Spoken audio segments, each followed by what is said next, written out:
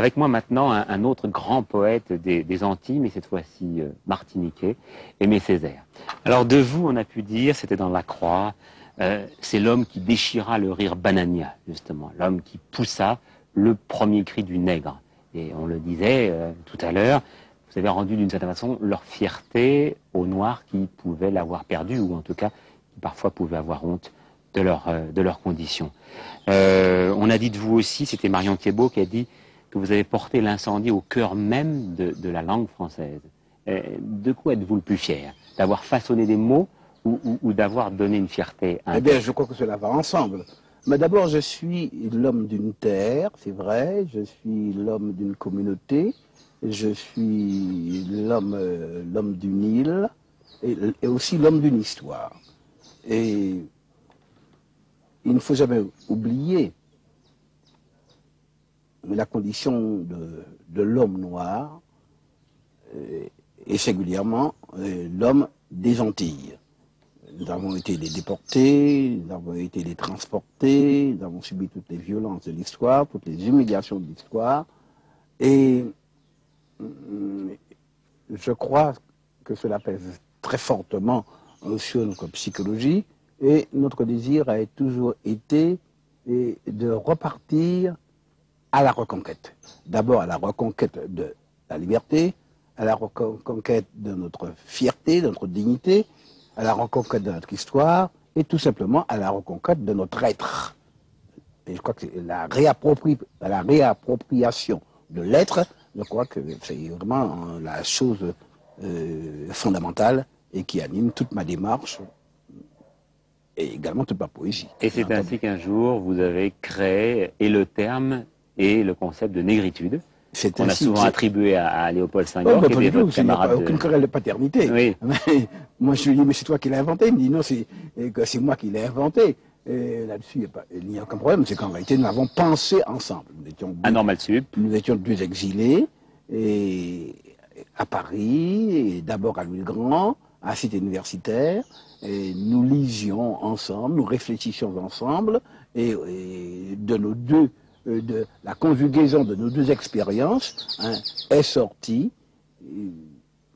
ce concept de négritude. Il se trouve que peut-être qu'effectivement, je l'ai employé le premier, mais en tout cas, c'est sûr que nous avons... il y a là une copaternité. Alors, vous qui êtes un grand spécialiste de la botanique, là on voit ici une fleur de balisier qui se trouve être l'arbre qui vous a servi de symbole pour fonder votre parti. Vous avez un jour dit... qu'il était difficile d'acclimater un arbre de soufre et de lave chez un peuple de vaincus. Qu'est-ce que vous vouliez dire par là? Vous savez que je suis un homme tellurique. Je suis vraiment l'homme d'une terre et l'homme d'un terroir. Et dans ma poésie, il y a beaucoup d'arbres. Vous me disiez tout à l'heure, vous me posiez quelques questions sur la botanique. Et je suis un homme de terre et puis aussi je suis un homme de volcan. J'ai l'habitude de dire que j'ai la nature péléenne. Est-ce que vous n'avez pas peur que chez vous, l'homme politique, parce que vous êtes maire, député maire de Fort-de-France depuis 45, donc depuis 45 ans, occulte un peu le poète, l'écrivain? Bon, je ne sais pas si aux yeux des gens cela occulte, mais simplement je considère que je suis, et j'ai toujours été, un homme engagé. Et j'imagine mal un homme, un intellectuel, d'un pays sous-développé et qui assiste sans intervenir au déroulement de l'histoire. Mais s'il faut vraiment l'engagement. S'il faut vraiment faire un choix, quelle trace voudriez-vous laisser après votre mort? Par exemple, celle de l'homme politique ou celle du poète? Je dirais d'abord que c'était essentiellement celle du poète, parce qu'en réalité, j'étais homme politique. Accidentellement, ça aurait très bien pu ne pas se produire.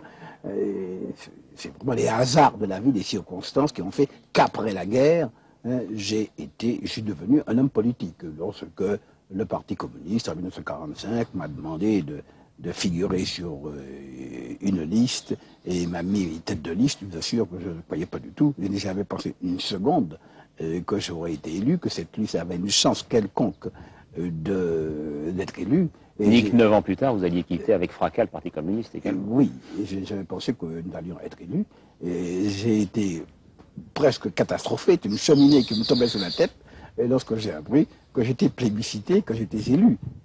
Et ça donne aujourd'hui un emploi du temps d'homme politique, c'est-à-dire extrêmement rempli, et donc pratiquement plus de livres. Le tout dernier, Moi la Minaire, date de 82. L'avant-dernier datait d'il y a 10 ans, c'était Ferment. C'est vrai. Alors, Aimé Césaire, poète, Aimé Césaire, écrivain, est-ce qu'on va le retrouver un jour? Ben, je pense qu'on va le retrouver un jour. Et je ne fais pas, je ne fais pas de distinguo absolu entre les choses. Je suis un homme engagé. Je me sens essentiellement, je me définis essentiellement comme l'homme d'une communauté que je défends par tous les moyens.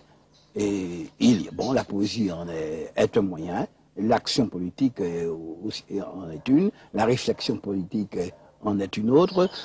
Tout cela, je crois que c'est le même homme. C'est l'instrument qui diffère.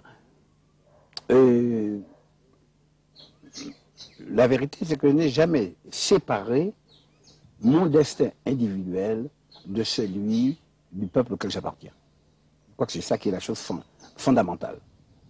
La reconquête de l'être par la poésie, par le mot, parce qu'enfin, après tout, le mot, ça demeure de l'être, comme disait Heidegger, et la reconquête de la personnalité martiniquaise, la reconquête de l'identité martiniquaise, la reconquête de la responsabilité martiniquaise, pour moi, tout ça fait un tout. Est-ce qu'il y a un petit pincement de fierté au cœur quand vous apprenez que vous êtes l'auteur le plus étudié par les universitaires dans le monde entier? Non, mais je dois dire, c'est pas une fierté, mais je suis effaré. Et tout ça